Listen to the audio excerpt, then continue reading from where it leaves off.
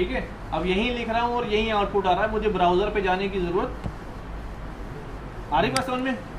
मुझे इसको कंसोल देखने के लिए या डॉक्यूमेंट डॉट राइट साइड कराने के लिए मुझे ब्राउज़र जाने की ज़रूरत नहीं है। सर ये एसक्यूएल की तरह होगा कि हम कमांड लिखेंगे यहाँ पर और सर्वर साइड पे चेंज होंगे।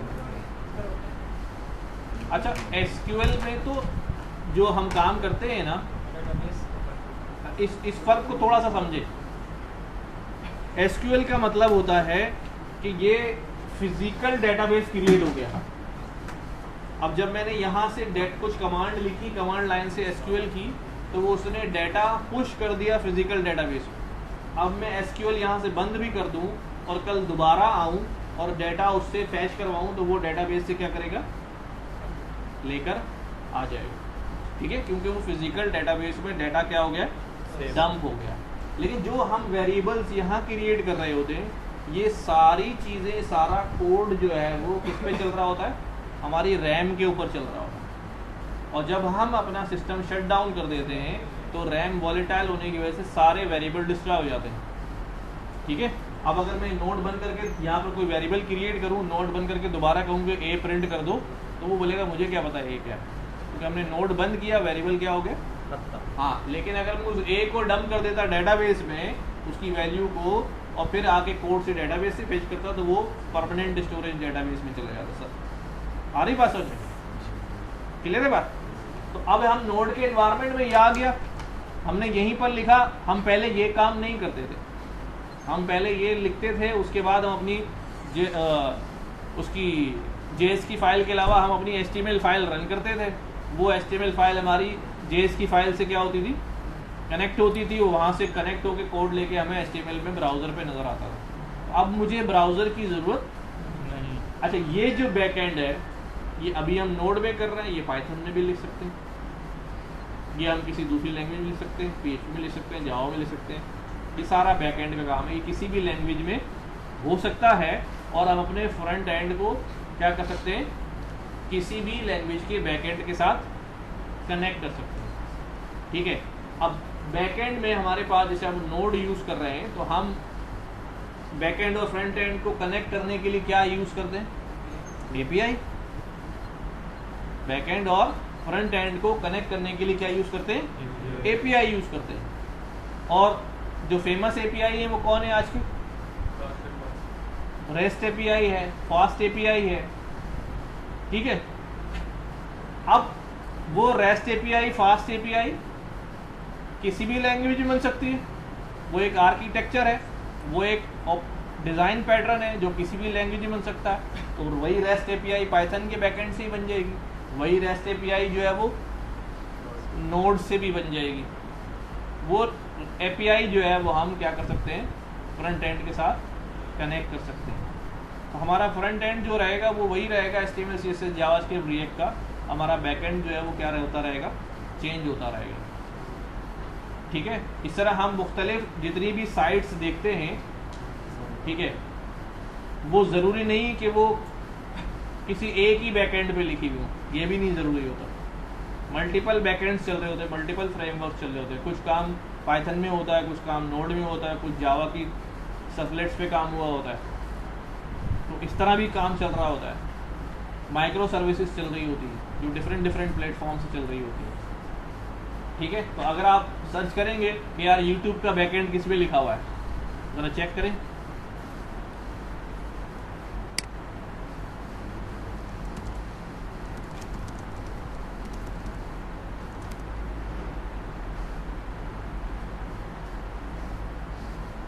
Backend language check.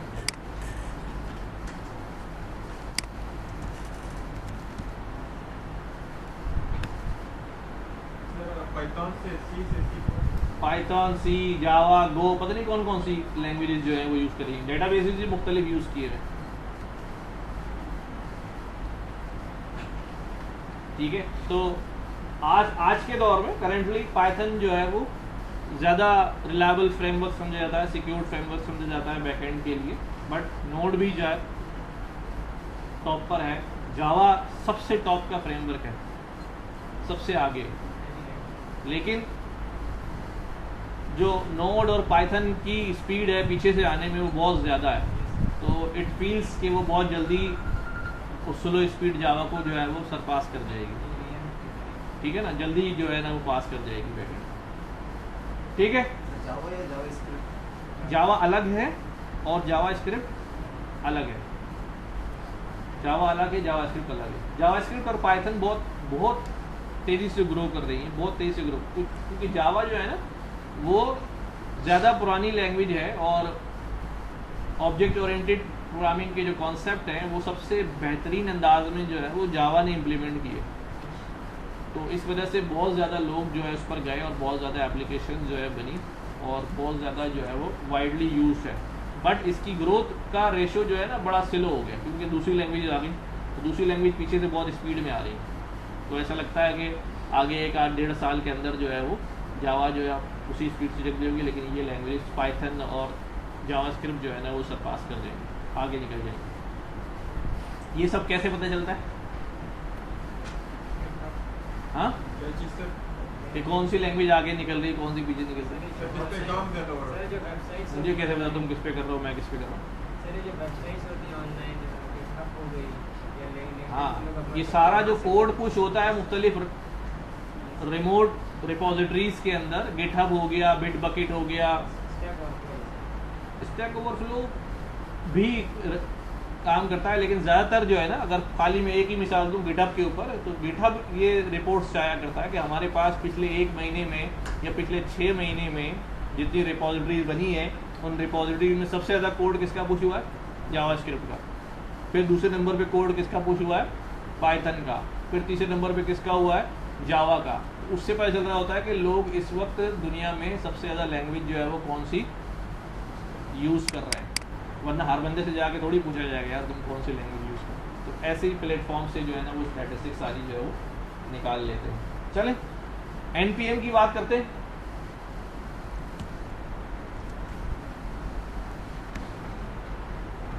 एनपीएम क्या है भाई? Node package manager. अच्छा, पहले ये समझना पड़ेगा कि पैकेज क्या चीज है। अच्छा, ये जो पैकेज, लाइब्रेरी, फ्रेमवर्क, ये हमेशा गुडमुड होते रहते हैं कि यार ये कौन सी पैकेज है, कौन सा लाइब्रेरी है, तो ये कभी समझ में नहीं आएंगे, ठीक है। फिलवक्त के लिए आप यूं समझें कि नोड जो है ना पूरा एक बहुत बड़ा क्या है? फ्रेमवर्क है, बहुत बड़ा फ्रेमवर्क है। और वो बहुत बड़ा फ्रेमवर्क जो है वो हमें बहुत सारे मुख्तलिफ फंक्शनैलिटीज़ और फैसिलिटीज़ जो है वो प्रोवाइड करता है। वो फंक्शनैलिटीज़ और फैसिलिटीज़ जो है वो डिफरेंट पैकेजेस के अंदर बनी हुई होती हैं। जैसे मुझे नोड, मैं फॉर एग्जांपल के तौर पे कह रहा हूँ, ये रूम है, ठीक है। ये रूम एक पूरा फ्रेमवर्क है जिसमें बहुत सारे पैकेजेस चल रहे हैं, जैसे प्रोजेक्टर चल रहा है, जैसे एसी चल रहा है, जैसे पीछे स्क्रीन चल रही है, उसका नाम लिया बंदों को, जैसे एसी चल रहे हैं, फैंस चल रहे हैं। ये डिफरेंट पैकेजेस हैं जो हमारे इस पूरे फ्रेमवर्क के अंदर चल रहे हैं और हमारी इस क्लास को क्या कर रहे हैं? रन कर रहे हैं, ठीक है। तो ये पैकेज मैनेजर जो है, ये नोड का जो पैकेज मैनेजर है, ये सारी फैसिलिटीज को हमारे कोड के अंदर हमें अवेलेबल कर देता है। नोड इंस्टॉल करने के बाद हम अब इस पैकेज मैनेजर को इनिशिएट कर देते हैं, इनिशियलाइज कर देते हैं। जैसे गिट को इनिशियलाइज करते हैं ना, गिट इनिट करते हैं हम, तो गिट आ जाता है, एक्टिव हो जाता है। अब गिट की सारी कमांड और सब कुछ हमें वहाँ पर अवेलेबल हो जाता है। ऐसे ही होता है। सिमिलरली हम नोड का जो पैकेज मैनेजर है उसको भी क्या कर लेंगे? इनिट से इनिशियलाइज कर लेंगे। और फिर जब हम कोड में आगे जा रहे होंगे, हमें कहीं डॉक्यूमेंटेशन पढ़ेंगे, यार ये पैकेज इंस्टॉल करना है, तो वो हम एनपीएम को बोलेंगे तुम्हारे पास ये पैकेज है, इंस्टॉल कर दो। बाज़ दफ़ा ऐसे पैकेजेस होते हैं जो एनपीएम का पार्ट नहीं होते, वो किसी ने ज़ाती तौर पे बनाए होते हैं, फ्रेमवर्क का पार्ट बने ही नहीं होते, वो अलग से होते हैं कि साइड पे जाते हैं कि ये वो थोड़ा सा रिस्की भी होता है, क्योंकि जो पैकेज आप एनपीएम से ले रहे हैं, नोड से ले रहे हैं, वो कंफर्म्ड है, वैलिड पैकेज है, उसमें कोई एरर नहीं है, कोई बग्स नहीं है, कोई उसके अंदर गड़बड़ वाली बात नहीं। ऐसा ना हो कि आप इंस्टॉल करें और आपका डाटा वेटा और सिस्टम हैक हो जाए, ऐसा कुछ नहीं है ना। उन्होंने सब चेक करके अपनी लाइब्रेरी का, अपने फ्रेमवर्क का पार्ट बनाया। बट जो एक्सटर्नल पैकेज होते हैं फिर वो हमें अलग से भी इंस्टॉल करने पड़ते हैं, उनकी एग्जी फाइल जो है वो अवेलेबल होती है, वो हमें अलग से लाके भी इंस्टॉल करने पड़ते हैं। वैसे इसकी नौबत कभी कभी आती है, बहुत रेयर केस में कोई किसी पर्टिकुलर चीज़ की इम्प्लीमेंटेशन करनी है, वो अवेलेबल नहीं है, बिल्कुल नई बात है और मैंने गूगल के यार फला बंदे ने काम किया, वहाँ पर ऐड है, हम जो है जी ले आए और उसको इंस्टॉल कर लिया। थोड़ा रिस्की होता है, ज़ाहिर है वो वेरीफाइड नहीं होता। जिस तरह हम कहते हैं mobile application Google play store से डाउनलोड करो, अगर वहाँ से डाउनलोड करोगे तो उस APK में कोई मसला नहीं होगा, लेकिन अगर कोई वैसे ही आपको ज़ाती तौर पे APK भेज दे कि भाई ये इंस्टॉल कर लो, तो फिर आपको डरना चाहिए यार, पता नहीं इसमें क्या निकलेगा। ऐसे ही है ना, हम किसी साइट पे कोई चीज़ डाउनलोड करने जाते हैं, वो रीडायरेक्ट करता है, किसी दूसरी साइट पे ले आता है, वहाँ डाउनलोड का बटन, वो डाउनलोड करने बोला डाउनलोड कौन सा सॉफ्टवेयर कर रहा था, डाउनलोड क्या कर रहा है, ऐसा होता है ना। अब वो डेंजर होता है, वो डेंजर होता है कि पता नहीं क्या इंस्टॉल हो गया, आपको लग रहा होता है कि मैं तो ये डाउनलोड कर रहा हूँ, ठीक है, वहाँ ले गया, वो डाउनलोड का पता नहीं ये क्या डाउनलोड हो गया आ गया मेरे पास। तो ये सारे चक्कर होते हैं कि जब आप थर्ड पार्टी के थ्रू काम करते हैं तो फिर आपको थोड़ा सा उसमें एहतियात करनी पड़ती है, पैकेजेस वगैरह डाउनलोड करने में वो कोई मसले भी हो सकते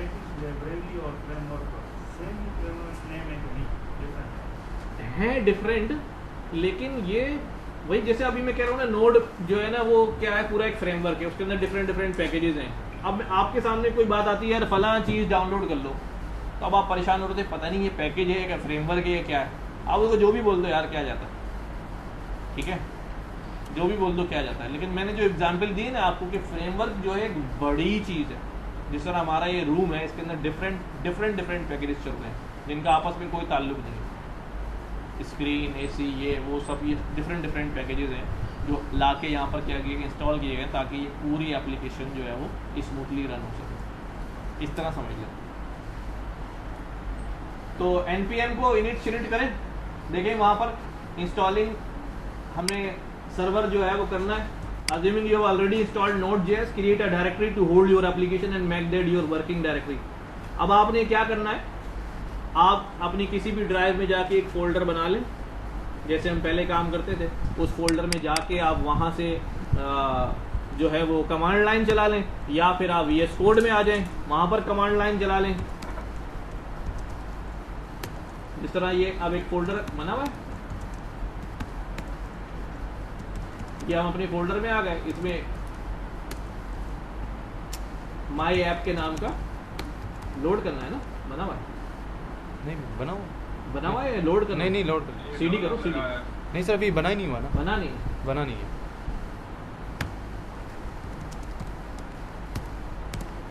ठीक है। अगर आपको कमांड लाइन से कमांड नहीं आती तो कोई इशू नहीं है, आप जाके GUI से विंडोज में जाके फोल्डर क्रिएट करके आ जाएं।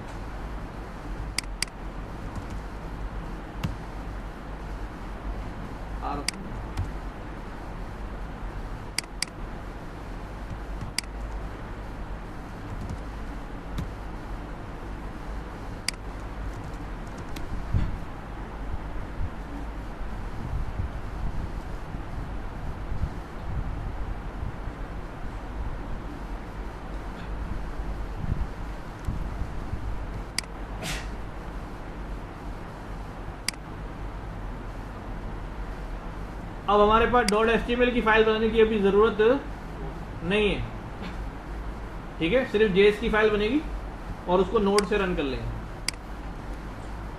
राइट।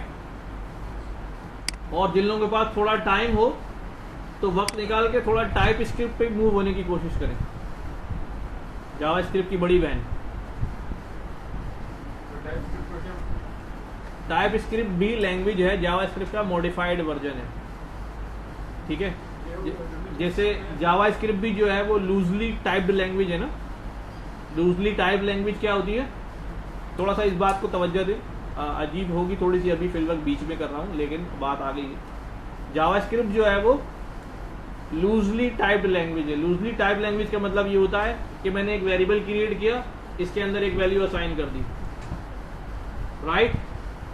अब मैं क्या करता हूँ, इसी वेरिएबल के अंदर मैं दूसरी वैल्यू असाइन कर देता हूँ, हो जाती है ना, हो जाती है ना। मैंने A में 10 डाला, अगली लाइन में A में 20 डाल दिया, क्या मसला है। ए में अपना नाम रख दिया, क्या मसला है, हो जाता है ना। तो इसका मतलब ये है कि जो वेरिएबल क्रिएट कर रहा हूँ उसको टाइप से कोई मसला वो अपने अंदर किसी भी वैल्यू को एक्सेप्ट कर लेता है। ये लूजली टाइप लैंग्वेज होती है, ये मैं वर्ड कह तो रहा हूँ लेकिन कहना नहीं चाहिए, अनसिक्योर होती है। गलत कह रहा हूँ मैं, इतना ब्लंटली नहीं कहना चाहिए, सिक्योर्ड होती है, लेकिन आपको समझाने के लिए कह रहा हूँ कि ये अनसिक्योर होती है, क्योंकि यूजर फिर वेरिएबल में इनपुट देते हुए किसी, आप यूजर से कह रहे हैं फोन नंबर डालो, ठीक है, यूजर ने यहाँ से फोन नंबर डालने के अब्बू का नाम लिख दिया उसमें फॉर्म में, चला जाएगा ना, वहाँ वेरिएबल बना हुआ है फोन नंबर का, उसमें स्ट्रिंग भी आ सकता है था, लूजली टाइप लैंग्वेज है, और नंबर भी आ सकता है, और बुलियन भी आ सकता, कुछ भी आ सकता है। तो इससे गड़बड़ पैदा हो जाती है।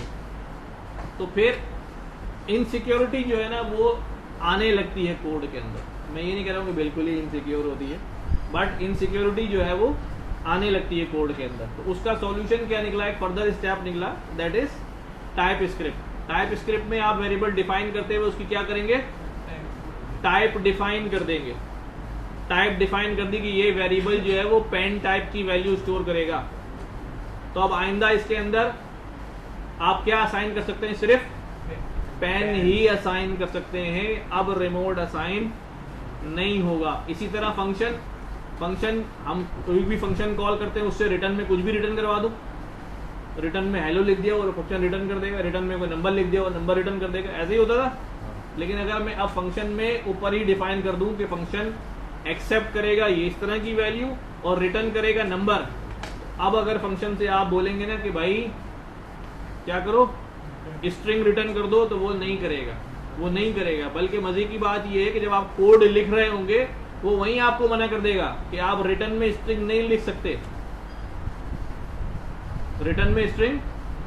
सकते, कोडिंग टाइम के ऊपर ही आपको एरर देना शुरू कर देगा। ऐसा नहीं होगा कि आप कोड को कंपाइल करेंगे, कंपाइल होने के बाद एरर जनरेट होंगे, नहीं। खूबसूरत बात यह है कि उसी वक्त आपको क्या कर देगा वो, जैसे ही आप लिखेंगे हेलो स्ट्रिंग, वो अंडरलाइन करके बोलेगा स्ट्रिंग रिटर्न नहीं कर सकता, टाइप जो है ना आपने इंटीजर रखी हुई रिटर्न की। इससे जो है वो सिक्योरिटी पर्पज इसके हिसाब से बहुत बेहतरीन है और स्केलेबल है बहुत ज़्यादा। इस वक्त मॉडर्न एप्लीकेशंस के अंदर जो बड़े प्रोजेक्ट्स चल रहे हैं, मतलब छोटी मोटी वेबसाइट अगर फ्रीलांसिंग बना रहे हैं तो वो चल ठीक है, जावास्क्रिप्ट पे चल रही है, लेकिन जो बड़ी रिलायबल एप्लीकेशन बन रही हैं, बड़े प्रोजेक्ट्स बन रहे हैं, they all are demanding TypeScript, कि आप कोड जो है वो टाइप स्क्रिप्ट में करें। और बहुत ज़्यादा फर्क नहीं है, मामूली सी चंद बातों का आपने ख्याल रखना है। आप सारा कोड जावास्क्रिप्ट का है, सब कुछ वैसा ही है, बस ये टाइप्स का ख्याल रखना है। इसी तरह एरेज के अंदर जो है वो आपने टाइप्स का ख्याल रखना है, बट टाइप का ख्याल रखना है। तो कोशिश करें, थोड़ा सा एक्सप्लोर करें, टाइम निकालें, क्योंकि अब मेरे ख्याल से अब यूनिवर्सिटी वगैरह में पेपर भी ख़त्म हो गए, शुरू होने वाले हैं। तो फिर कब ख़त्म होंगे, कोर्स के बाद ईद तक ख़त्म हो जाएंगे ना। हाँ बस उसके बाद तो फारिग है ना। हाँ बस इसी दौरान में ख़त्म हो जाएंगे ना, वो भी गर्मी की वजह से आगे पीछे होते जा रहे हैं बहुत ज़्यादा। तो आप क्या करें, थोड़ा सा इस तरफ जो है वो आना शुरू कर दें। पाइथन भी लूजली टाइप लैंग्वेज है। पाइथन का अभी नया वर्जन आया है माईपाई के अंदर जो है ना उन्होंने उसको स्ट्रांगली टाइप्ड लैंग्वेज बनाने की कोशिश की है, लेकिन वो भी स्ट्रांगली टाइप्ड नहीं है, बट टाइप स्क्रिप्ट है। ठीक है, वो कहता है कि डेटा टाइप डिफाइन करो, लेकिन अगर कोई भेजता है तो फिर भी ले लेता है। हाँ, जैसे C# है ना, C# में आप इंटीजर ए और फिर उसके अंदर वैल्यू डालते हैं, तो आपको पता होता है कि ए जो है वो इंटीजर ही लेगा, ए जो है इंटीजर ही लेगा। जावा में भी यही होता है। टाइपस्क्रिप्ट के लिए सर हमें अलग से लाइब्रेरी इसकी इंस्टॉल करनी पड़ेगी? नहीं, बस टाइपस्क्रिप्ट इंस्टॉल कर लें। जब कोड लिख रहे होंगे ना तो TS करके जो है ना वो अपनी JS की फाइल रन कर देंगे, उसकी डॉट जैसे index.js है ना, index.ts की फाइल खुद ही क्रिएट हो जाएगी। ठीक है, index.ts रन करेंगे तो index.js की फाइल खुद ही क्रिएट हो जाएगी। उसका पैरेलल कोड JS का वहाँ पर जो आप लिखते थे ना पहले, वो खुद ही जनरेट होके आ जाएगा। कोई छोटा मोटा ट्यूटोरियल देख लेना यूट्यूब पे, introduction to TypeScript code, तो आपको आसानी से समझ में आ जाएगा क्या हो रहा है। खुद ब खुद एक फाइल जनरेट हो जाती है। हम काम कर रहे होते हैं टाइप स्क्रिप्ट के अंदर, जब टाइप स्क्रिप्ट को कंपाइल करते हैं तो वो एक नई फाइल जनरेट करती है, that is JS file, Java script वाली फाइल, और वो फाइल फिर हमारी फ्रंट एंड से कनेक्ट होकर आउटपुट दिखाई देगी। यानी इवेंचुअली जाना पड़ता है किसके अंदर, जावा स्क्रिप्ट के अंदर ही। स्टार्ट कोड टाइप स्क्रिप्ट लिखेंगे, कंपाइल भी टाइप स्क्रिप्ट को करेंगे, और लेकिन वो खुद ब खुद एक फाइल जनरेट हो जाएगी जेएस की, और जेएस के फाइल बनाई भी जेएस वालों नहीं होगी ना, हाँ, जेएस की बनी हुई है। ये कोडर की जिंदगी भी अजीब है, प्रोग्राम सीखता है भाई अजीब, मैं क्या बताऊं यार। ठीक है, हर नए प्रोजेक्ट के अंदर, हर नए काम के अंदर जो है ना कुछ नए ही फंडे चलते हैं, कुछ ना कुछ नया ही सीखना पड़ता है कुछ।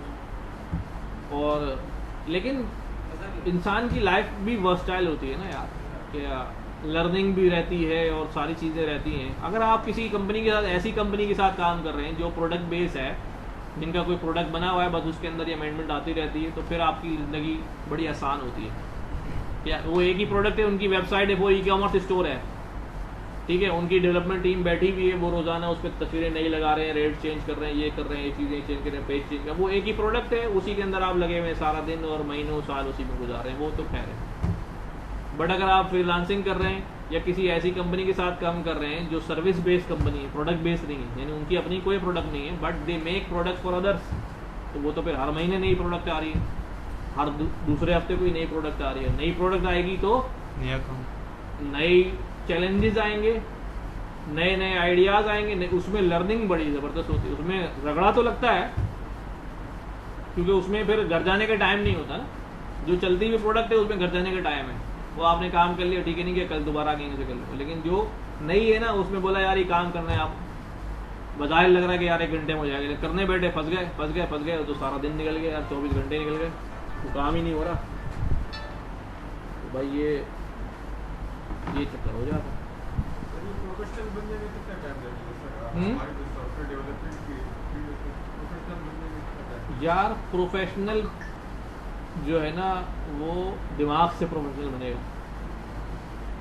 मैं बड़ी काम की बात कर रहा हूँ, टाइम से नहीं बनेगा। अपना दिमाग बड़ा कर लो और एक बार ठान लो कि ये काम करना है और मैंने प्रोफेशनल वर्क करना है, और प्रोफेशनली चीज़ों को डील करो तो प्रोफेशनल हो जाओगे। लेकिन मैंने अभी शुरू में बात की ना कि अगर हम जाएंगे घर और फिर दोबारा सैटरडे को आएंगे और फिर दोबारा जाएंगे और फिर दोबारा सैटरडे को आएंगे, तो फिर ऐसे काम नहीं चलेगा। 5-6 साल में हाँ नहीं, मसला ये है ना कि चीज़ें बहुत ज़्यादा हैं, चीज़ें बहुत ज़्यादा हैं और हर चीज़ क्लास में नहीं पढ़ाई जा सकती, ठीक है ना। आज मैं भी आते हुए जो है ना एक असाइनमेंट सोचता हुआ आया था कि आपको टोइलो का भी एक असाइनमेंट दे दूँगा। जी जी, टोइले जो है ना वो बिल्ट इन फ्रेमवर्क है, जो आप 5 मिनट के अंदर जो है ना, वो कोई भी आपके मोबाइल पे SMS आए, व्हाट्सएप पे आए, तो उसका रिप्लाई जो है ना वो जनरेट करा सकते हैं। अभी मैं पढ़ाऊंगा नहीं, आपको बता दिया मैंने टोइलो, उसका कोई लिंक दे दूंगा, वो करें आप, 5 मिनट में हो जाएगा। TWILLO टोइलो।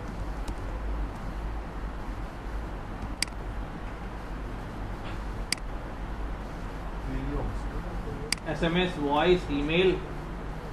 अब ये बहुत छोटा सा काम है, लेकिन ये फाइवर पे गिग बनाओ और चले जाओ।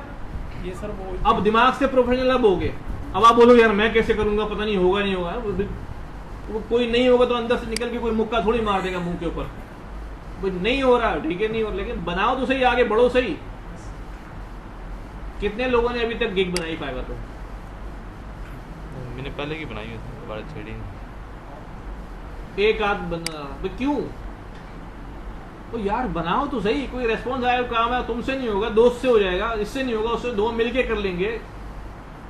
ये इस खौफ को तोड़ो तो सही ना।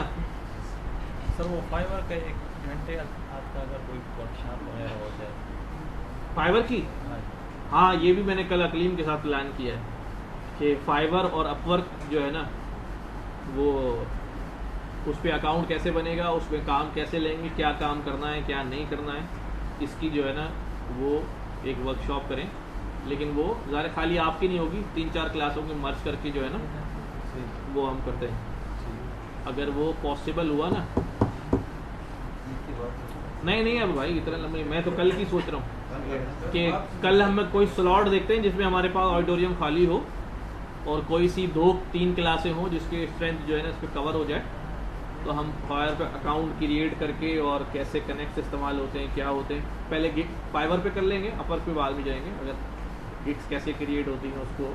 वैसे ही सारी चीज़ें मैं कह रहा हूँ यूट्यूब पे अवेलेबल हैं, ठीक है।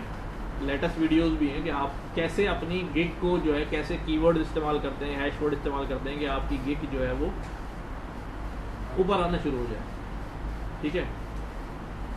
जैसे अब किसी ने अगर वेब एप्लीकेशन बनानी है तो वेब एप्लीकेशन बनाने वाले हज़ारों लोग होंगे। कोई अगर आके सर्च करता है कि भाई वेब एप्लीकेशन, तो वो हज़ारों में आपका नाम तो पता नहीं कौन से पेज पे आएगा। एसईओ समझते हैं ना, तो वो मुझ तक कैसे पहुंचेगा बंदा। तो अब वो कीवर्ड्स, अच्छे कीवर्ड्स इस्तेमाल करें। फाइवर पे कितना लॉगिन रहते हैं आप, कितना रेस्पॉन्स देते हैं, इससे आपकी रेटिंग बढ़ती जाती है, आपका एक्टिविटी बढ़ती जाती है, तो आप खुद ब खुद आपकी जो गिग है वो क्या होने शुरू हो जाती है, अप होना शुरू हो जाती है। और एक हफ्ते तक आप मुस्तकिल एक्टिविटी करें तो आप टॉप पहले पेज पर आ सकते हैं। और पहले पेज पे आने का मतलब ये है कि प्रोबेबिलिटी ऑफ गेटिंग वर्क जो है वो बहुत ज़्यादा हो जाता है, बहुत ज़्यादा हो जाता है। क्योंकि एक सिंपल सी मिसाल है ना, ज़रा गूगल पे लिखना हाउ टू इंस्टॉल पाइथन, वैसे ही एक सर्च डाल दो, ठीक नीचे आना,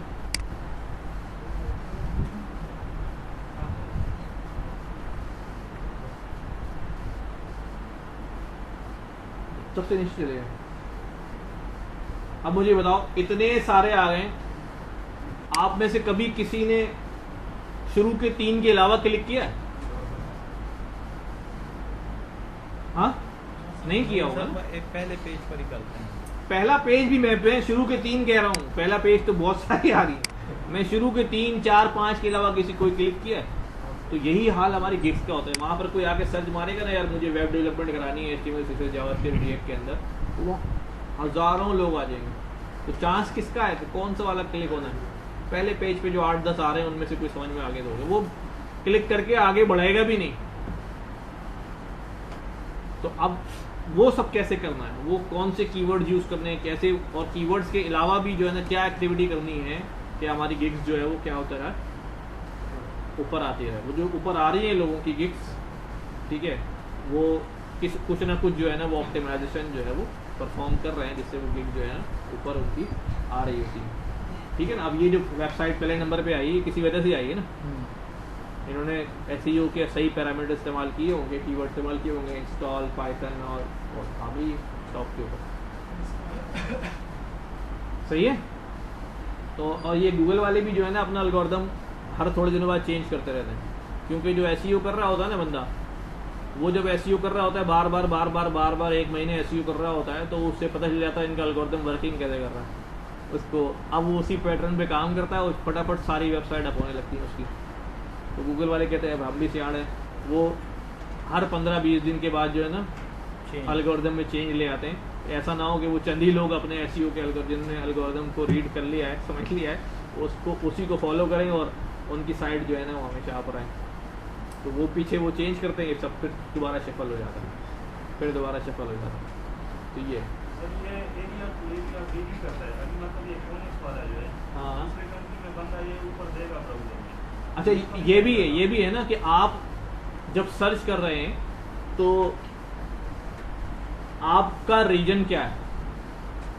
आप गूगल के जिस सर्वर को हिट कर रहे हैं वो मेरा ख्याल है कि शायद इसे मुंबई में होगा, ठीक है, और आप पाकिस्तान में हो तो वो आपकी लोकेशन ट्रेस करके जो है ना वो वहाँ की सर्चेस जो है ना वो निकाल के आपको दे रहा है।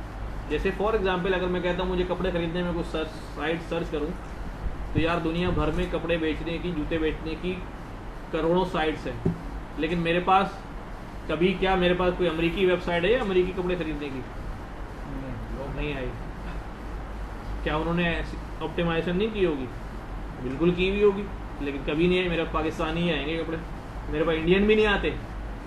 नाइकी की ड्रेस भी होते हैं। यही मैं कह रहा हूँ, डिफरेंट ऑप्टिमाइजेशन है, वो बात सारी, ये पूरा जो गेम सजा हुआ है ना इस वक्त IT वो सारा गेम ही एक चीज को रन करने के लिए, मार्केटिंग और sales.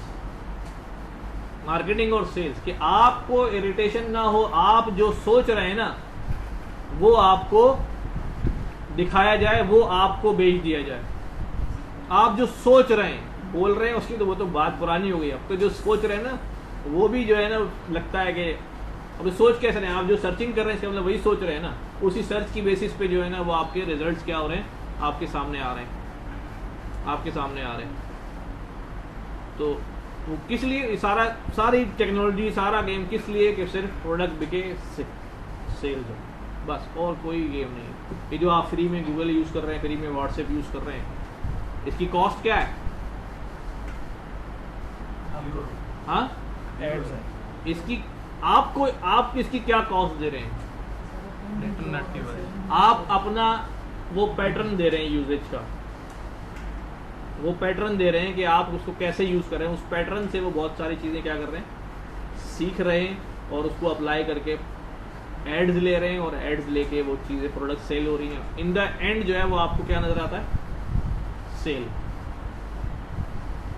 In the end sale नज़र आता है। यूट्यूब पे ऐड आ रहे हैं, कौन से ऐड आ रहे हैं? यही ऐड होते हैं ना, आपने जो सर्चिंग की हुई है, जो जिस चीज़ सर्चिंग भी नहीं की हुई, आप दो दोस्त बातें कर रहे हैं आपस में, थोड़ी देर में वो ऐड आना शुरू हो जाता, ऐड आना शुरू हो जाता। तो आखिरी स्टेज क्या है? बस सेल हो जाएगी, प्रोडक्ट सेल हो जाएगा। खैर वापस आए, रन करें पहली नोड की एप्लीकेशन। अच्छा, यहां तक पहुंच गए सब? कोई रह तो नहीं गया अभी? हुआ भाई? तो अभी क्या, अभी कहां पर है? अभी नहीं कर रहे? कर रहे हैं? ठीक है, ऐप की डायरेक्टरी बना ली है, npm init चला दिया है,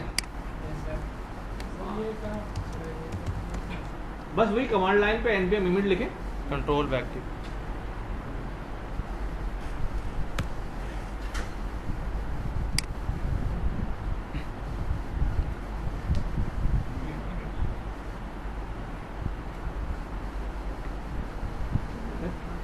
जी इसको ये असेस करना पड़ेगा सर। ये हो गया, ये पैकेज नेम पूछ रहा है, पर यही नाम रहे मेरी फाइल का। जैसे आपके पास ये आगे आएगा तो आप इसको एंटर करते जाएं। एंटर किया, नेक्स्ट फिर पूछ रहा है, एंटर डिस्क्रिप्शन भी ओके। इसके आउटसाइड रन होता है। गेट आता हूँ, देखता हूँ। ये सारे पैरामीटर्स जो हैं, हम यहाँ पर जो है एक जेसन फाइल बन रही होती है, आपको वहाँ भी नज़र, वहाँ से भी जाके एडिट कर सकेंगे बाद में, लेकिन अभी हम उस डिटेल में नहीं जा रहे हैं। टू कीप सिंपल अभी आप स्किप कर दें उनको, कोई चीज़ ना डालें, ठीक है? कि ऑथर कौन है, इसका लाइसेंस किसके पास है, जो आप फाइल बना रहे हैं, और फला चीज़ क्या है, फला चीज़ क्या है, ये बाद में भी डाल सकते हैं। हमारी ये फाइल खुद ब खुद क्रिएट हो जाती है। ये हो, हाँ, पैकेज डॉट जेसन की ये फाइल क्रिएट हो गई। ये इन्फॉर्मेशन मैंने अभी नहीं डाली है इसके अंदर ना, ये इन्फॉर्मेशन अभी नहीं डाली है क्योंकि अभी हम उसमें डिटेल में नहीं जा रहे हैं, बट ठीक है, JSON file create, package dot JSON create हो गई, ठीक है। अच्छा, तुम क्या कह रहे हो, क्या आ रहा है? सर हो गया सर, हो गया। ये पैकेज डॉट जेसन का है सर। ये जब आप नोड आपने इनिट किया ना, तो इनिट करने के बाद वो आपसे कुछ डिटेल मांग रहा है, इंटर करते जाएं आप। npm init करने के बाद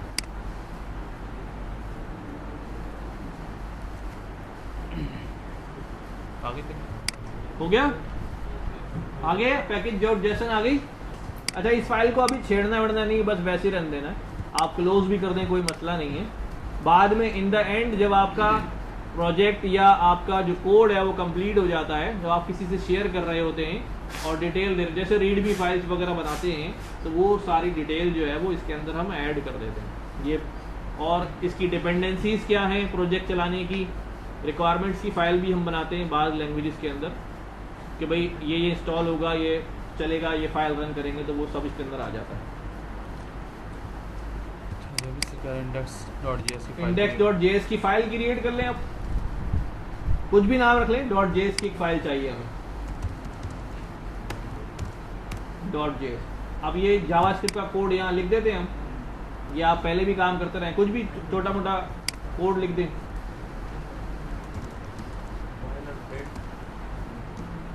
बाइलर प्लेट JS भी नहीं आएगी, HTML में आती आदि हो गए ना इसलिए।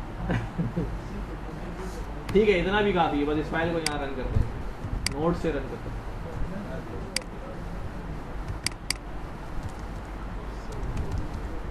नोड देखो अब क्या लिखा है यहाँ पर, अब मुझे HTML की फाइल, सुनो भाई, अब मुझे HTML की फाइल नहीं चाहिए। मैंने index.js में कोड लिखा सिर्फ हेलो वर्ल्ड का, क्या हेलो वर्ल्ड लिखा है?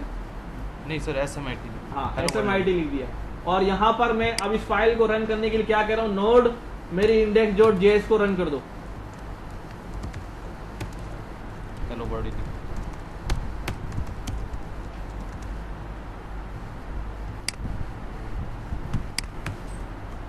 ठीक है, यहाँ पर हमारा आउटपुट आ गया।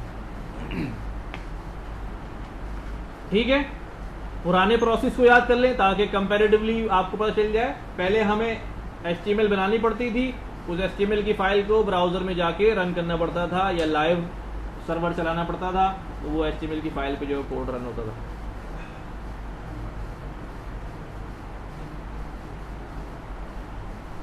तमाम लोग रन कर लें, हेलो वर्ल्ड कर लें जरा नोड का।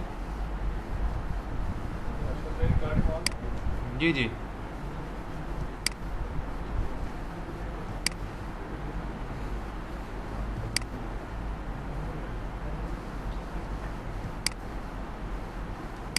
हाथ के हाथ कर लो, रिकॉर्डिंग के आसरे पे क्यों यार।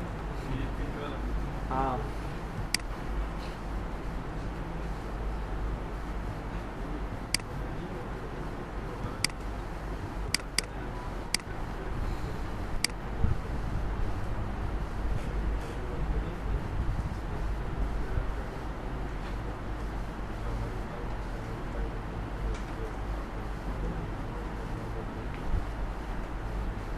अब नोड के फ्रेमवर्क में हम क्या कर रहे हैं,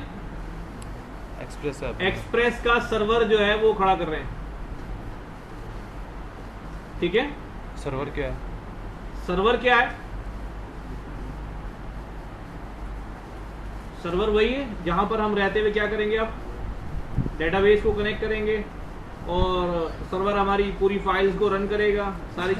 सारी चीजें जो है हम एक्सप्रेस के मूड के अंदर जो है वो जो इंस्टॉलेशन भी करनी पड़ेगी वो एक्सप्रेस मूड पे करेंगे।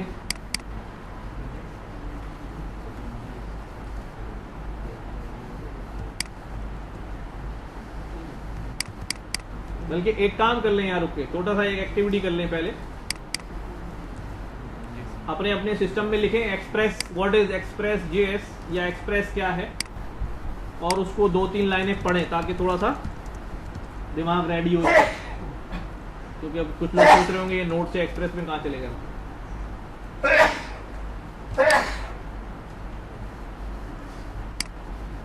एक्सप्रेस JS तो सिंपली है, खुद ही पढ़ें थोड़ा सा।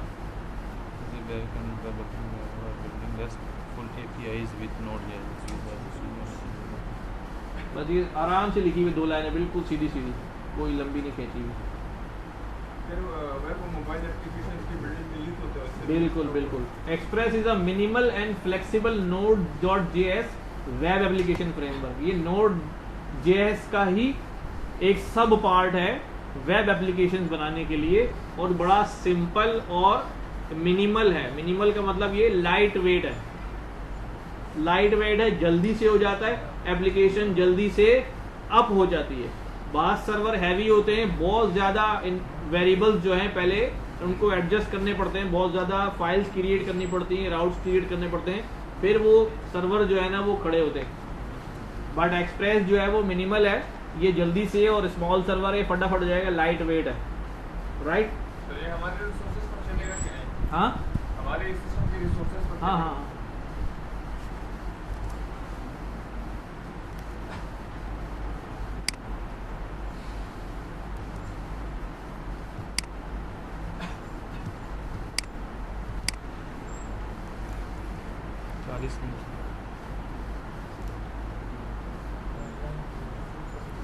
ये भी एक कमांड चलाएंगे टर्मिनल में जाके, npm install express। और इसको एंटर कर दें।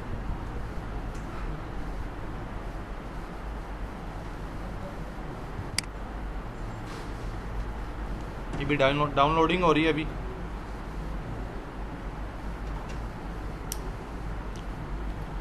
जैसे डाउनलोडिंग हो जाएगी हमारे पास दो फाइलें और क्रिएट हो जाएंगे, पैकेज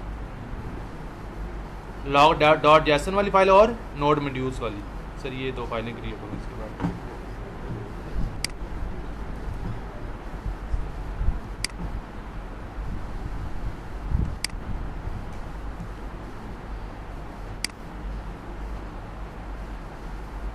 एक्सप्रेस की ऐप डाउनलोड सर कर लिए।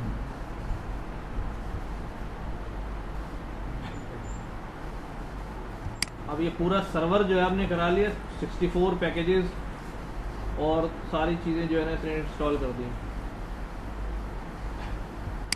और नोड मॉड्यूल सर क्या होता है? Node module package log Jason express की ये फाइल है, पैकेज लॉग जेसन। इस फाइल में देखें क्या क्या आ रहा है, सारी डिटेल्स, डिपेंडेंसीज, ऐप्स का नाम, ये नाम, रजिस्ट्री, जो सब चीज़ें कनेक्ट करने के लिए जो है।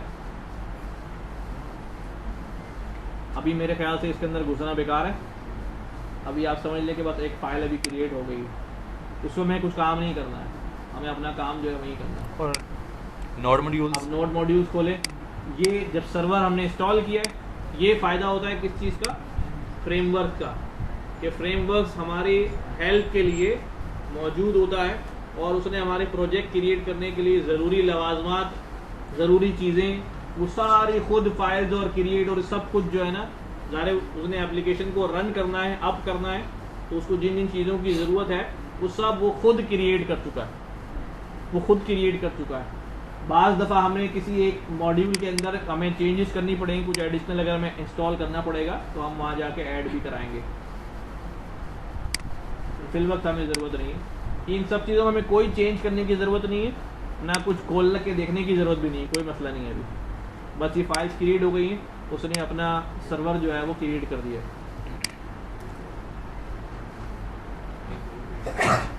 अच्छा जी, अब हेलो वर्ल्ड करते हैं एक्सप्रेस में।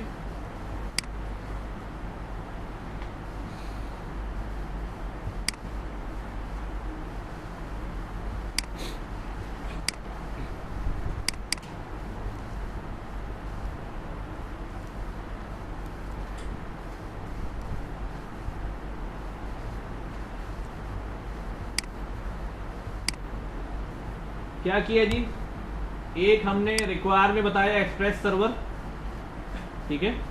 उसके बाद एक्सप्रेस की एक ऐप क्रिएट करी है। किसकी ऐप क्रिएट की है? एक्सप्रेस की ऐप क्रिएट की है, ठीक है। उसका नाम क्या रखा हुआ है? ऐप। आप इसका नाम कुछ भी रख सकते हैं, आप इसका नाम कुछ भी रख सकते हैं। फिर पोर्ट नंबर बता दिया है जिस पर हमारा कोड रन होगा। पोर्ट नंबर क्या होता है, हम कई बार डिस्कस कर चुके हैं कि हम लोकल होस्ट पे चलाएंगे और लोकल होस्ट के बाद आगे एक पोर्ट के ऊपर हमारा कोड सर्वर जो है वो चल रहा होता है। सबको ये बात पता है? किसी को नहीं पता तो मैं इसको एक्सप्लेन करूँ? जवानों करते सर। हाँ, देखो मैंने बार बार इसलिए रिपीट कर रहा हूँ, ये बात इसलिए कह रहा हूँ कि जो एम्बिग्यूटी हो दिमाग में ना, वो यहीं के यहीं। आपको सवाल आ रहा है, आप पूछ लें, ठीक है। हमारा कोई उबाम ना रहे। जो अगर कोई ऐसी चीज़ आ गई जो मुझे नहीं समझ में आ रही है, ठीक है यार, मैं एक्सप्लोर करके बता दूंगा यार कि क्या रही है, नहीं समझ। अब पोर्ट क्या चीज़ होती है? पोर्ट जो है, देखो सबसे पहले तो ये बात हमें पता होनी चाहिए कि हम जो है, जब हम अभी इसकी बात नहीं कर रहे, वैसे मैंने कोई वेबसाइट अगर हम चला रहे हैं तो उसके पीछे क्या मैकेनिज्म है? क्या मैकेनिज्म होता है भाई? हमारे पास डोमेन नेम होता है, उसका होस्ट होता है, हमने वेबसाइट बनाई, हम उसका क्या परचेज करते हैं? होस्टिंग लेते हैं। जब हम होस्टिंग लेते हैं तो वो हम अपनी वो सारी साइट का कोड जो है वहाँ पर क्या कर देते हैं? डाल देते हैं, पुश कर देते हैं, होस्टिंग सर्वर के ऊपर डाल देते हैं। क्या डाल देते हैं? होस्टिंग सर्वर के ऊपर डाल देते हैं। तो वो सर्वर जो है उसके बदले में, उस साइट के बदले में वो सर्वर जो है वर्ल्ड वाइड वेब पर वो ऐसी जगह रख देता है कि पूरी दुनिया में अब वो कहीं पर भी क्या हो सकता है। कभी किसी ने डिप्लॉयमेंट देखी, चलें हम कोशिश करेंगे किसी वक्त लाइव किसी ऐप की डिप्लॉयमेंट करें।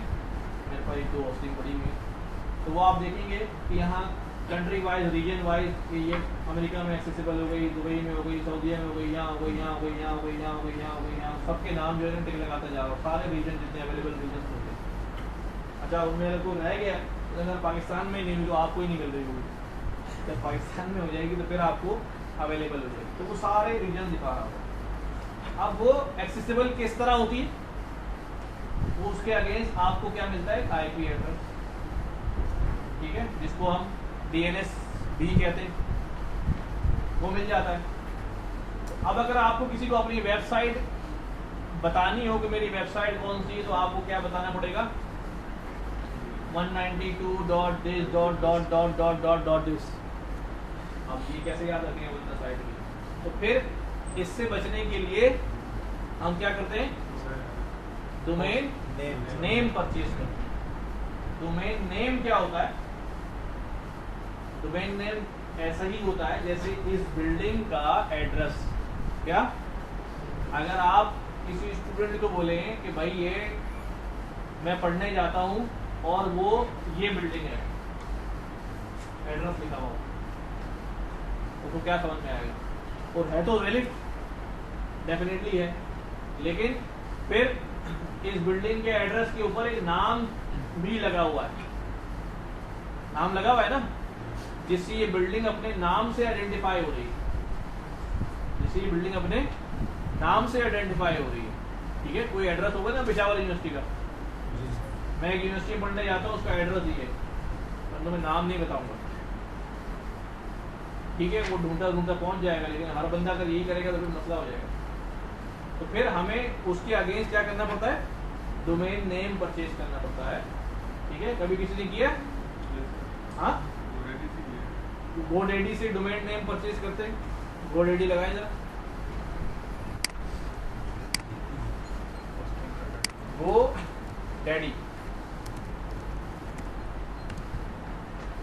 ठीक है।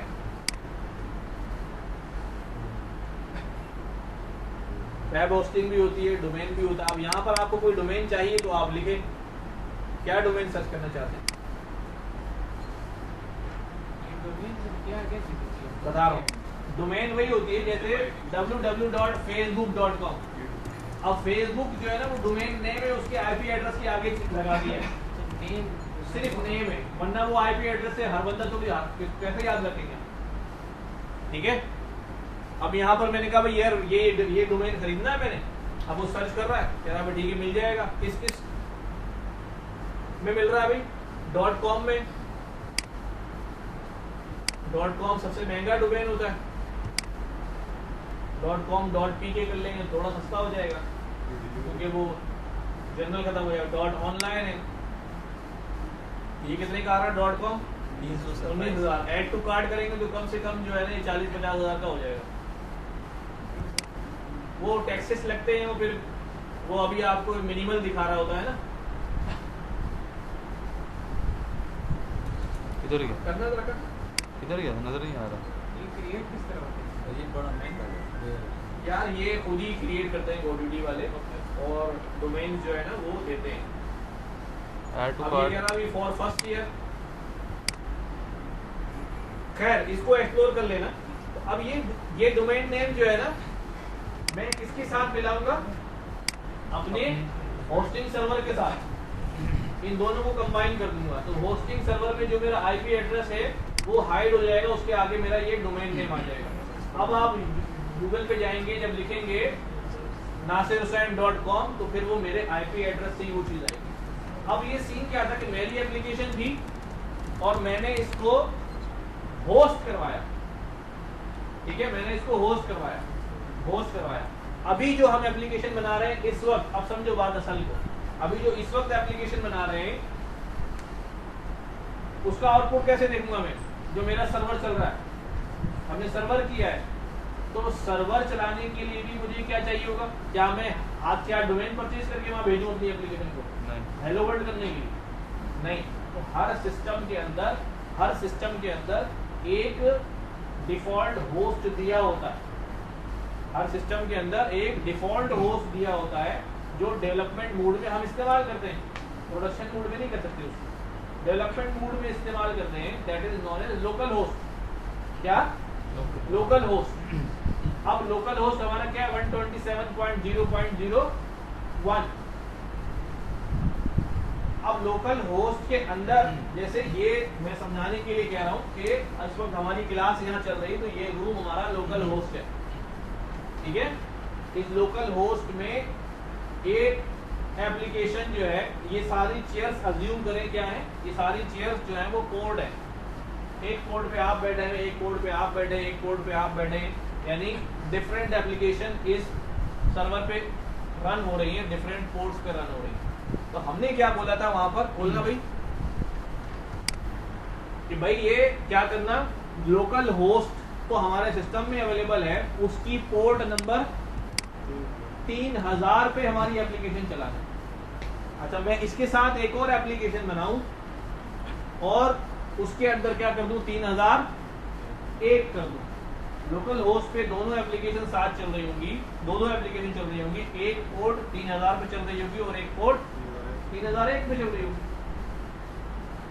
अब अगर आप दोबारा से करेंगे कि मैं एक और एप्लीकेशन बनाऊं और उसको 3000 पे ही चलाऊं, तो वो एरर आएगा कि पोर्ट फ्री नहीं, पोर्ट फ्री नहीं। ठीक है, बात समझ में आई? ये पोर्ट नंबर अभी क्लियर हो गया कि हमारे अपने सिस्टम में एक लोकल होस्ट मौजूद है, उसके अंदर भी हमें स्लैश करके आगे पोर्ट जो है वो क्रिएट करना देना पड़ेगा। चले, उसके बाद अगली लाइन में क्या है, हमने app.get किया हुआ है, ये कहलाता है राउट। क्या कहलाता है? राउट। राउट वर्ड सुना है ये? हाँ, डायलॉग फ्लो में हमने एंड पॉइंट यूज किए। इसको एंड पॉइंट भी बोलते हैं, इसको राउट भी बोलते हैं, ठीक है।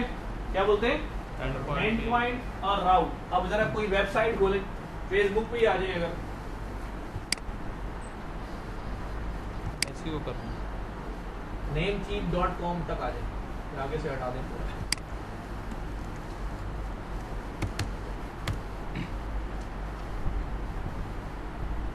ये जो पेज आया है ना namecheap.com के ऊपर, ठीक है, ये लैंडिंग पेज होता है।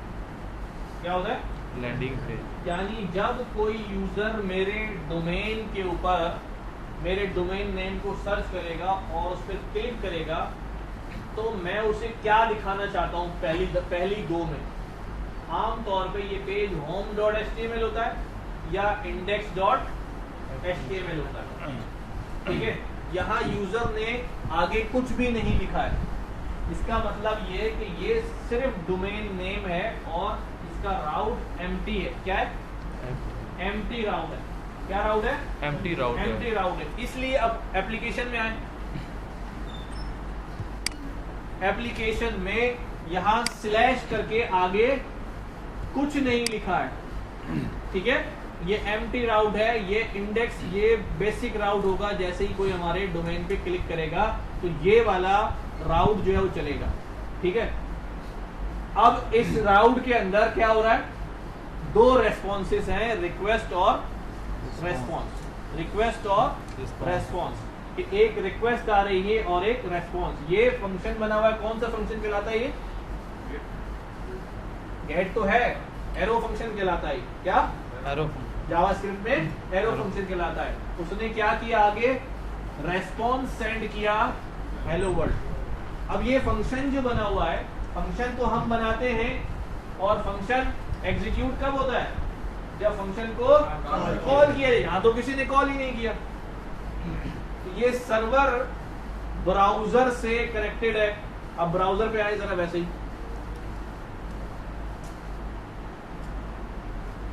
इसी पे आ जाए, namecheap वाले पे, ठीक है। जब मैंने ये ब्राउजर में लिखा ना, तो इसको एक राउट मिला, इसने यहां से रिक्वेस्ट भेजी, ब्राउजर ने रिक्वेस्ट भेजी सर्वर के ऊपर, और रिक्वेस्ट में इसने क्या बोला है कि कौन सा वाला राउट ढूंढो अपने कोड में, वो वाला राउट ढूंढो जो एम्प्टी हो, वो वाला राउट ढूंढो जो एम्प्टी हो।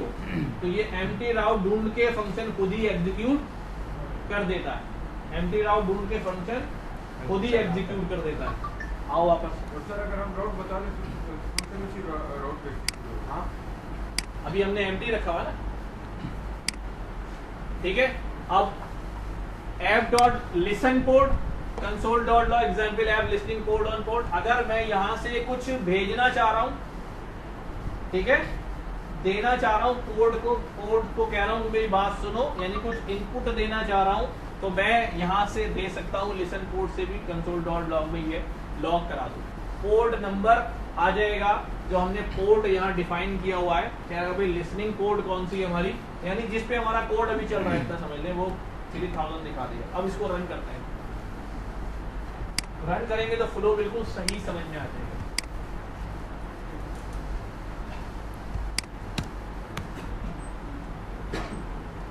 ठीक है, क्या आ रहा है? Sample app listening on port number 3000 और वहां पर जाएं, ब्राउजर में लोकल होस्ट टाइप करें, लोकल होस्ट 3000, क्या आ रहा है? Hello world. अब दोबारा कोड में जाएं, कोड में जाके मैं एम्प्टी को आगे लिख देता हूं, कुछ एम्प्टी के आगे लिख देता हूं मैं होम पेज के अलावा अबाउट पेज, अबाउट लिख स्लैश अबाउट। अब दोबारा जाए इस पर, ब्राउजर पे जाए, रिफ्रेश करें इसको, दोबारा रन करना पड़ेगा, पुराना इसको ख़त्म करना है। हाँ कंट्रोल सी, दोबारा रन करें, कंट्रोल सी से सर्वर ब्रेक हो जाएगा, ठीक है, रिफ्रेश। अभी क्या कह रहा है देखो, कैन नॉट गेट, जो आपने रिक्वेस्ट भेजी है कि एक एम्प्टी राउट ढूंढो, क्या रिक्वेस्ट भेजी है? एक एम्प्टी राउट ढूंढो। वो कह रहा है भाई कि मुझे कोई एम्प्टी राउट गेट नहीं हुआ। क्या कह रहा है? मुझे कोई, रुक जा, मुझे कोई एम्प्टी राउट गेट नहीं हुआ, क्योंकि हमारे कोड में हमने कोई एम्प्टी राउट बनाया हुआ ही नहीं है। अब वापस जाओ ब्राउजर पे और अबाउट लिख दो स्लैश डाल के, ये मिलेगा उसे, बिल्कुल मिलेगा। इस राउट पे हमारे पास रेस्पॉन्स आ रहा है। ब्राउजर चलाना पड़ेगा ना बेटे, जाओ ब्राउजर में लोकल होस्ट लिखो।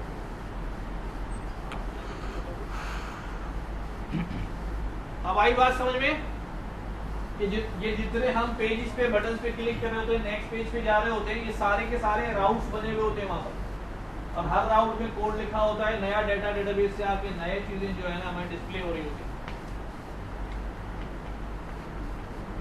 ये लोकल होस्ट डेवलपमेंट मोड में है, वरना फिर हमें परचेज करना पड़ता है और फिर लेना पड़ता है। ये दिखाता है कि ऐसा कोई वेबसाइट हो जिसमें कॉन्फिडेंशियल डेटा हो किसी यूजर का, मेरा मतलब आईडी 1 पर है और मैं अगर से दूसरे कोई कर रहा हूँ, वो तो डिपेंड करता है ना कि मैंने क्या लॉगिन की है, खास जगह ऑथेंटिकेशन भी मांगता है। अगर वो बहुत सारे यूजर का डेटा है तो फिर आपने यूजर से लॉगिन करा होगा ना, तो वो आपको जाने नहीं देगा। जो आप लॉगिन किया तो आपकी टाइमलाइन आ रही होगी ना अपनी चीज़ें पे। अगर किसी और की आप कोई और राउट डालते हैं और उसने इस चीज़ को मैनेज नहीं किया तो रिजल्ट आ जाएगा। लेकिन अगर कोई मेरे राउट पे आए सेलेक्ट नासिर पे, तो मैं पहले कोड में क्या लिखूंगा, की है तुम्हारे पास, की डालो, की ऑथेंटिकेट होगी, फिर दिला दो। बग होते हैं, बग होते हैं वेबसाइट में। हाँ, ये हमारी तरफ प्रणाली जो वाले को होता है तो कर जाता है, लेकिन बाहर से सही करना होगा।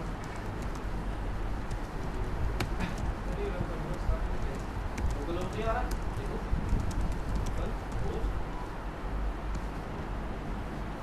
लोकल होस्ट के आगे लिख सकते हैं और आप लोग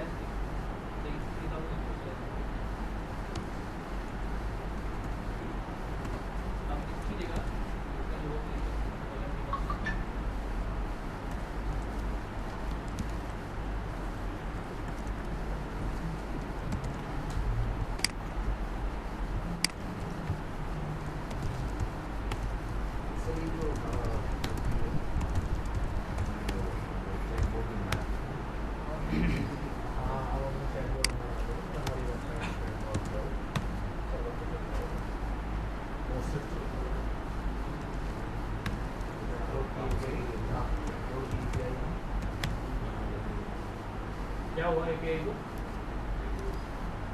सर मैं अपनी लोकल से आईपी ढूंढ रहा था। वही होगी ना 127.0.0. क्या ये मेरे सिस्टम की आईपी ढूंढने सिस्टम की? जी जी वो ढूंढने का है। अब आप यहाँ से रेस्पॉन्स के अंदर थोड़ा सा आपने काम ये करना होगा कि अब रेस्पॉन्स के अंदर हम अपना जो HTML और CSS का पेज बना होगा वो कैसे रेंडर करें, वो इंडेक्स पे आए और HTML CSS का पेज हमारा जो बना है वो रेंडर करें। तो ये थोड़ा सीख लीजिएगा how to render HTML document, वरना हम कर लेंगे फिर आगे। अभी तो हम खाली स्क्रीन मैसेज दे रहे हैं ना, हम पूरा पेज रेंडर करना चाहते हैं, पेज अप हो जाए हमारा।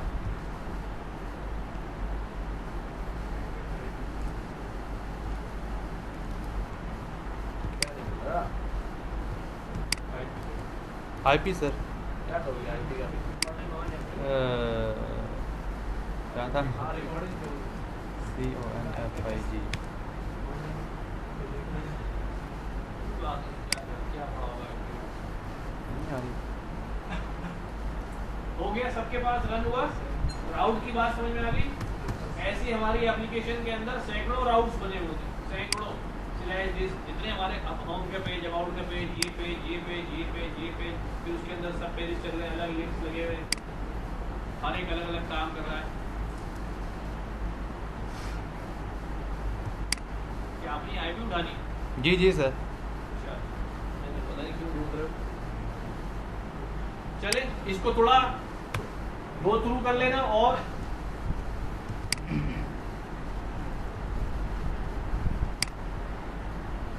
अच्छा ये जो मेरी आईपी है ना ये वाली,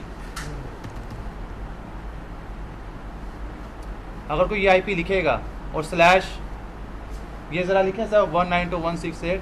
अब ये सर्वर पे रन करो, बोले सर्वर। जी जी इसके बाद सर मैं नोट करवा दूँ। ये आईपी नोट कर लें।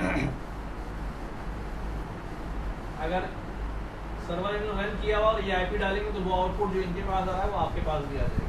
192.168.1 एप्लीकेशन होस्ट हुई, ये एक एप्लीकेशन मेरी बन जाएगी। जस्ट लाइक एप्लीकेशन होस्ट हुई। स्लैश आप फुल लिखेंगे ना 192.168.1.11 और स्लैश फुल इस तरह करके 192.168.1.11 स्लैश फुल लिखेंगे तो आपके पास क्या आना चाहिए?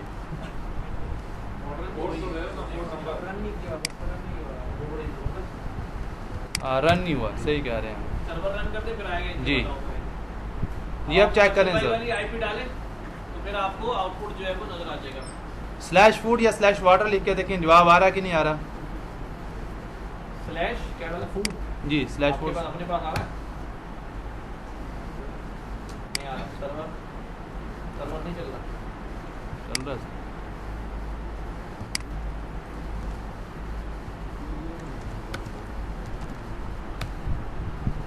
ये हो गया, हाँ इस पे आ रहा है।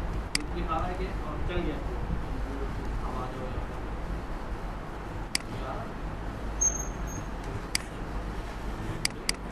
क्या करो आ रहा है? यहाँ पर पूरा HTML का पेज मैं तो काम कर गया यार। क्या आईपी थी 192.168 कॉपी। अभी आप उसमें कुछ भी नहीं करना, यहाँ पे बोर्ड नहीं रखना, सिर्फ यहाँ पे अच्छा ये साथ 3000 भी लिखना पड़ेगा और स्लैश फूड। हाँ अब आएगा।